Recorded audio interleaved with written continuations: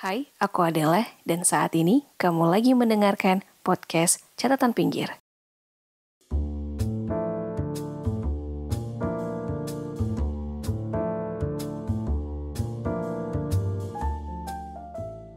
Hai semuanya, gimana tidurnya tadi malam? Nyenyak? Nyaman? Tergantung ya, tergantung sama apa yang lagi kamu pikirin pas sebelum tidur. Atau justru kamu sama kayak aku yang keganggu dan gak nyamannya itu pas sebelum tidurnya. Karena keganggu dan gak nyamannya itu yang justru datangnya dari pikiran sendiri. Sebelum tidur tuh jadi ajang para pikiran beradu kekuatan, yang mana yang lebih kuat, yang mana yang paling kepikiran di kepala pas sebelum tidur. Ada yang sama? Biasa aku nyari teman dulu. Overthinking hampir dari banyak hal. Kita nggak usah ngomongin hal-hal yang gede dulu deh. Hal-hal yang gede, hal-hal yang besar udah pastilah jadi bahan pikiran kan. Tapi hal-hal kecil sendiri aja tuh udah banyak banget yang jadi bahan pikiran yang berlebihan. Kepikiran dan kepikirannya itu berlebihan kadang. Yang ujung-ujungnya jadi stres sendiri. Kayaknya kita nggak usah ngomongin ini terlalu jauh dulu deh. Karena di sini juga aku kan ingin sharing dari sisi aku pribadi, dari sisi orang awam yang nggak punya banyak ilmu psikologi, yang ilmu psikologinya nggak dalam kayak para ahlinya, ya gitulah ya. Dan di sini juga aku pengennya tuh lebih bahas dari sisi internalnya aku pribadi, dari internal diri aku yang menyadari, yang berusaha mengerti dan berproses untuk keluar dari zona overnya itu. Mungkin pembahasan ini kita bisa mulai dari sebuah pertanyaan. Dari mana kamu tahu kalau kamu itu overthinker? Am I overthinker? Kayak yang tadi aku bilang, hal-hal kecil yang sepele aja itu udah bisa jadi buah-buah pikir yang macem-macem di kepala.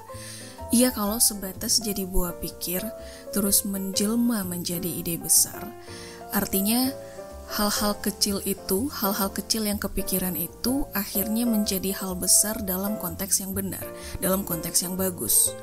Tapi kan justru ini masalahnya dalam konteks yang kurang bagus, bahkan cenderung berlebihan, over. Sampai kadang orang bisa ngomong, kamu bisa ya kepikiran sampai segitunya? Kamu kok mikirin banget sih? Kamu kok mikirin yang itunya sih? Udahlah, udah lewat, gak usah dipikirin. Lucunya kadang denger pertanyaan-pertanyaan itu, kalau aku kadang bikin jadi blank, jadi bingung. Iya ya, masa sih? Terus apa? Tapi sering juga, ini mungkin yang lebih sering terjadi di aku. Setelah dengar pertanyaan-pertanyaan gitu dari orang, malah jadi nambah pikiran baru. Tapi kan emang harus dipikirin itunya. Kalau nanti gini gimana? Kalau nanti itu gimana? Gimana kalau nanti bisa jadi begini? Gimana kalau nanti bisa jadi begitu? Harusnya mungkin begini, begitu, bla bla bla, duar, meledak dah tuh isi kepala. Kalau aku sendiri lagi-lagi sering juga ngalamin yang mungkin ini mengganggu banget di diri aku, mengganggu banget akhirnya. Awalnya memang mungkin gak terlalu mengganggu, tapi at the end ini jadi ganggu banget. Aku sering kepikiran memvisualisasikan ulang, mereka adegan ulang semuanya itu di kepala. Momen pada saat yang hal-hal yang kepikiran itu, aku reka adegan ulang semuanya secara detail di kepala.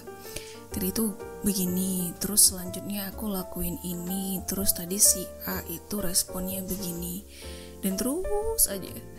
Coba terus ingat lagi tadi suaranya itu gimana, tadi intonasi aku kayak gimana ya. Terus aku tuh seolah memaksa isi otak ini tuh untuk mendetailkan hal-hal yang terjadi pada saat itu. Iya, kalau itu baru aja terjadi. Kalau udah lama gimana? Udah berhari-hari, udah berminggu-minggu, bahkan udah hitungan tahun. Terus akhirnya aku gagal nih dapat feel-nya. Aku gagal dapat gambarannya. Aku gagal memenuhi ekspektasi aku di kepala untuk mereka adegan semuanya itu. Ujungnya jadi kesel sendiri, jadi frustasi sendiri, jadi stres sendiri. Tapi kalau ternyata ceritanya ini aku berhasil mendescribe ulang semuanya. Aku berhasil mendescribe ulang semuanya itu di kepala. Hasilnya ada dua kemungkinan. Kemungkinan pertama, ini kemungkinan yang enaknya lah ya. Kemungkinan pertama, aku justru akan merasa cukup. Aku akan merasa puas, merasa berhasil dengan ingatan itu. Cukup dengan keberhasilan otak aku untuk mendescribe ulang itu semuanya. Lalu habis itu ya udah, let it go. Kemungkinan kedua, ini kemungkinan yang gak enaknya ya. Kemungkinan aku justru jadi terjebak dari hasil ingatan otak aku itu, hasil describe ulang dari otak aku itu. Bisa jadi aku terjebak karena setelahnya mungkin jadi nyesel, jadi kesel, jadi sedih. Aduh iya ya, kenapa waktu itu aku kayak gitu ya? Atau mungkin aku jadi sedih, jadi kesel, jadi kayak banyak penyesalan, nambah pikiran-pikiran baru yang ujung-ujungnya again semuanya nambah pikiran baru, nambah penyakit-penyakit lain berdatangan. Karena identiknya kan kalau overthinking itu kita terlalu memikirkan apa yang udah terjadi di masa lalu, terus kita bereaksi di masa sekarang. Kita worry tentang waktu setelahnya, waktu setelah dari momen itu atau pada saat ini gitu kan, yang ternyata belum tentu terjadi. Dan kesemuanya itu kita perlakukan dengan berlebihan, yang belum tentu begitu kayak apa yang kita pikirkan, ya gak sebegitunya. Terus akhirnya muncul pertanyaan, dari mana aku tahu kalau itu udah berlebihan, kalau itu udah over? Aku menyadari kalau itu udah berlebihan ketika aku tahu kalau itu semua udah gak relevan lagi. Ya ngapain aku pikirin? Atau ketika aku udah mulai worry nih, aku udah mulai khawatir banget, terus gimana, jangan-jangan jadi begini, jangan-jangan begitu. Atau ketika aku justru ngasih sedikit attention aku sama hal yang lebih besar, sama hal-hal yang lebih penting, dan menyepelekan hal-hal itu gitu loh. Atau mungkin ya sesimpel ada orang yang negur aku kalau aku tuh udah berlebihan. Ya kadang-kadang orang-orang terdekat kita yang udah tahu banyak hal tentang kita bisa lebih paham lah ya. Tapi jangankan orang-orang terdekat deh, orang yang gak deket-deket banget juga mereka bisa kok negur atau bilang ke kita kalau ya gak usah dipikirin lah, kenapa kepikiran sebegitunya dan lain-lain. Apalagi kalau aku udah mulai agak memaksa otak aku untuk memvisualisasikan ulang, mendescribe ulang semuanya, mereka adegan ulang semuanya. Ganggu gak? Ganggu banget pasti. Nah itu juga tuh, aku ngeh kalau aku tuh udah mulai berlebihan mikirnya, kalau aku udah ngerasa ini semua tuh udah ganggu, udah bikin sakit kepala, dan ya udah itu tuh udah pasti berlebihan lah. Kalau ditanya, ada sisi positifnya nggak dari jadi overthinker itu? Karena kan ada yang bilang jadi overthinker itu orang yang detail banget. Aku nggak tahu ini siapa yang nanya, tapi ada yang nanya sebenarnya. Tapi kalau menurut aku itu jauh banget sih. Karena nggak ada, gimana ya? Karena bisa jadi hal-hal yang menjadi titik pentingnya, poin-poin gedenya, hal-hal yang pentingnya, poin-poin besarnya, detail-detail pentingnya, justru itu gak masuk di kepala. Karena kita tuh udah sibuk sama pikiran-pikiran yang udah penuh di kepala, yang terlalu dipikirin, yang kita pikirin terus-terusan, kita ulang-ulang terus, dengan kita perlakukan secara berlebihan di kepala. Jadi hal-hal yang gedenya itu jadi dikesampingkan gitu loh. Karena dari sisi psikologis juga, ini dari yang aku baca juga, pengertian overthinking itu juga kan, overthinking itu adalah cara berpikir yang berlebihan dan arahnya negatif. Jadi ya gak ada sisi positifnya. Yang namanya over, yang namanya berlebihan, ya itu udah gak baik. Bahkan kalau overthinkingnya itu udah overnya itu udah over, ini harus segera konsultasiin sih. Udah harus segera konsultasiin ke ahlinya, ke psikolog. Ya karena misalkan udah masuk ke fase stres, udah bikin kerjaan jadi keganggu, aktivitas lain juga jadi keganggu, gak ngerti lagi hal-hal yang penting-pentingnya itu jadi gak kepikiran. udah berasa cemas gak nentu, gak tahu gimana, tapi ya jadi cemas aja gitu. Jadi cemas sama pikiran sendiri, ya itu udah over sih. Alhamdulillah aku belum, dan kalau bisa jangan sampai kayak begitu.